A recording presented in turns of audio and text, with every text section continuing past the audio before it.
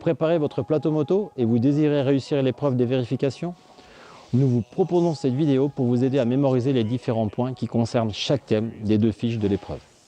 Il y a donc 3 thèmes, les commandes, les éléments techniques, l'éclairage et accessoires de sécurité. 2 vérifications possibles pour chacun des thèmes. Pendant l'épreuve, l'examinateur vous interrogera en fonction de la fiche tirée au sort en début d'examen. Voici les vérifications de la fiche numéro 1. Pour les commandes, nous allons commencer par la mise en marche du moteur. Après avoir constaté que les voyants sont bien allumés, donc je parle donc des voyants rouges, des voyants d'alerte, nous allons mettre le moteur en marche. Ils doivent s'éteindre, sauf le voyant d'ABS qui est jaune et qui s'éteindra dès que la moto sera en mouvement. Nous allons constater que le coupe-circuit fonctionne bien, c'est le cas, donc pas de problème. À partir de maintenant, nous allons contrôler la commande d'embrayage. Il y a une garde de 5 mm et le câble n'est pas effiloché. La commande d'accélérateur, un léger jeu latéral, pas de point dur à l'accélération et pas de point dur à la décélération. On peut constater donc que la vérification est correcte. Passons maintenant aux éléments techniques. Nous allons commencer par le niveau d'huile. C'est une moto à carter humide. Il va falloir donc redresser la moto sur terrain plat. On pourra contrôler le niveau moteur froid et il faudra regarder au niveau de l'œilleton que le niveau se situe bien entre le mini et le maxi. Pour ce qui concerne la chaîne, donc la transmission, nous allons constater que la chaîne est bien graissée, que les dents de la couronne sont carrées et que le débattement au niveau de la flèche correspond bien à ce qui est préconisé par la notice d'utilisation. Passons maintenant à l'éclairage et les accessoires de sécurité. Nous allons commencer par l'éclairage avant.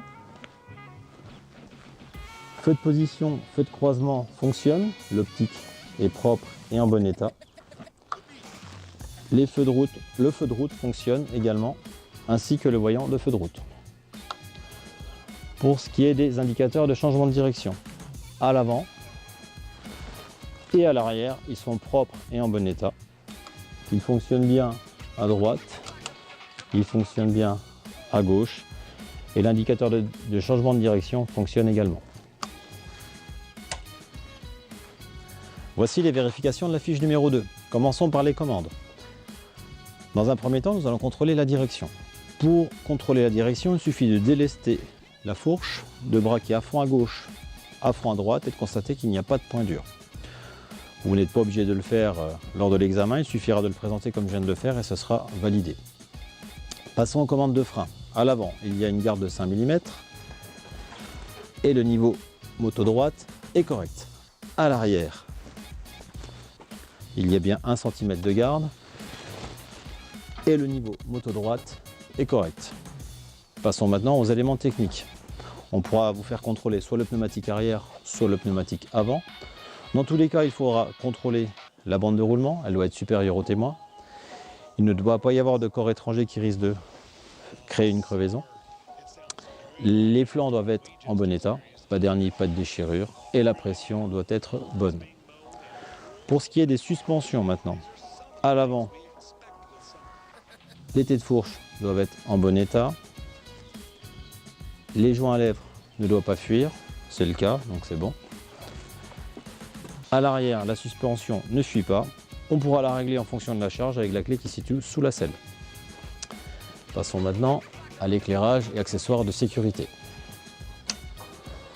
À l'arrière, le feu fonctionne, il est propre, il est en bon état. On peut constater que l'éclairage de plaque fonctionne, qu'il est en bon état et que le dispositif réfléchissant et la plaque sont présents également. Il ne nous restera plus qu'à contrôler qu'avec la commande de frein avant, le feu stop fonctionne et qu'avec la commande de frein arrière, le feu stop fonctionne également. Nous allons maintenant contrôler l'avertisseur sonore et régler nos rétroviseurs. L'idéal, c'est de s'asseoir sur la moto, c'est plus simple. On va pouvoir ainsi régler les rétros, constater qu'ils tiennent bien, qu'ils sont bien fixés, qu'ils ne sont pas abîmés. Et un petit essai de l'avertisseur sonore. Donc tout fonctionne bien. Merci à tous d'avoir regardé cette vidéo jusqu'au bout. Partagez-la si elle vous a plu et vous semble utile. Abonnez-vous pour nous suivre car d'autres vidéos sont en préparation.